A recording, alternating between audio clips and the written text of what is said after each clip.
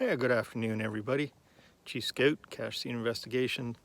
It's been a while since I posted something and still hoping to get out on the trails, but I thought today maybe what I'd do is I'd show those people that are interested hiding a cache, just what goes into creating and then hiding a cache. So I've got a few caches here I'm going to show you in a moment and a bit of a trail behind me, and we're going to walk that trail, get the coordinates, place the cache, and then when we get back home we'll upload it and I'll continue on with that. So reasonable day, hope to get good GPS signal, so come along with me and we'll see how this works out. So what you can see here is I've got a few unique containers, small and large, and I'm going to hope to place these at a location.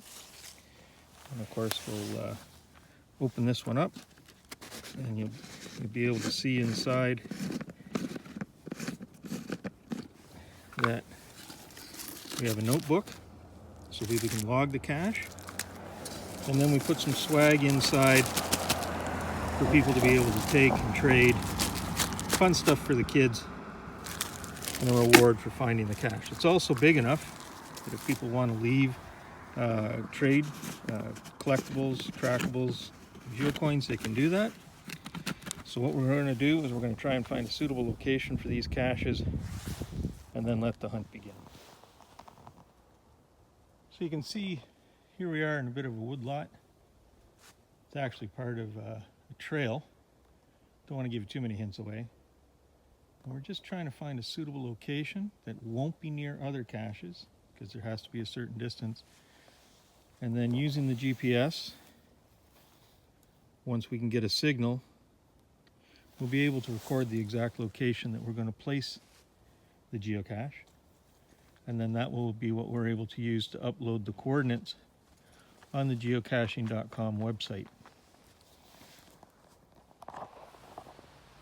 So we were able to find a suitable location for our larger square container, and I was able to get the coordinates off my GPS and waited for the accuracy to settle down. Now there's a bit of cloud cover today, so there's a little drift in my coordinates, but I think geocachers using their geosenses will be able to find the cache and get their signature on it.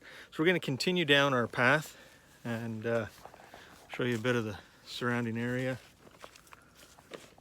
and see if we can't get another cache hidden on the day. And then maybe as part of the rest of the video, I'll actually show you some different size containers that can be hidden, from the micro to the very large, although I've shown you the very large ones right now. And we'll carry on, see what we can hide.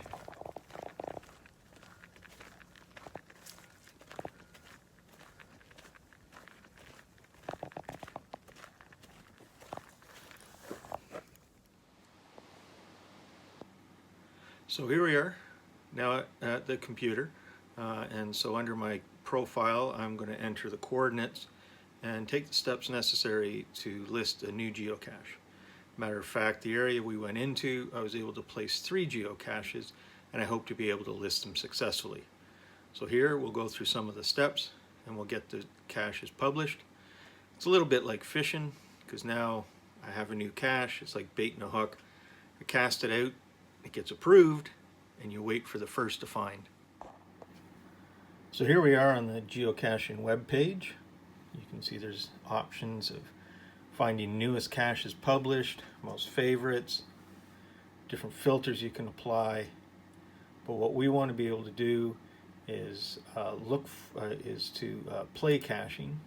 And so what we want to do is we want to hide a cache. And it'll take us to the hide a cache.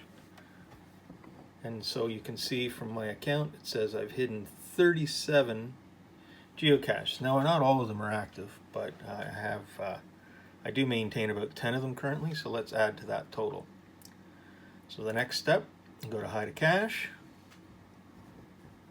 And so I'm going to continue anyways, because I do have an unpublished community cache, but that'll come later in 2025. Now this next part I'm going to edit just because I don't want people to see the coordinates that I'm entering, but that'll take us to see what we need to fill in. So what I hid is going to be a traditional cache, and then it's going to ask me about its location. So I'm going to put in the coordinates here, and then that'll tell me whether or not it's safe to put one there, because somebody might be have already put one. So on the previous page, I was able to enter the coordinates and see that there weren't caches nearby that I would be infringing on or overlapping. So the next few steps, I'm just going to add waypoints, which is for parking if necessary, a description, and the size and rating of the cache. I'll also put in attributes, which tells people what to expect, whether it's a trail, difficulty. Now where I did put it is off a trail. Fairly easy walk, but it still may take some time and effort, so I'll raise the difficulty appropriately as well as the terrain. So now I'm entering in the description. I've chosen the container size, which was large. I'm thinking that it's a 2 terrain and 2 difficulty. And then I added the attributes to share that people that are coming to look for this cache, it is kid friendly. They can bring dogs. They should be on leashes though, because this is a trail. It's available 24/7, but you know, night caching, it's up to you. It's bicycle, certainly, about a kilometer hike. There may be ticks and there might be thorns. So that'll help people decide if this is a cache they want to go after, or if it's one to be prepared for. So now we save it and preview it.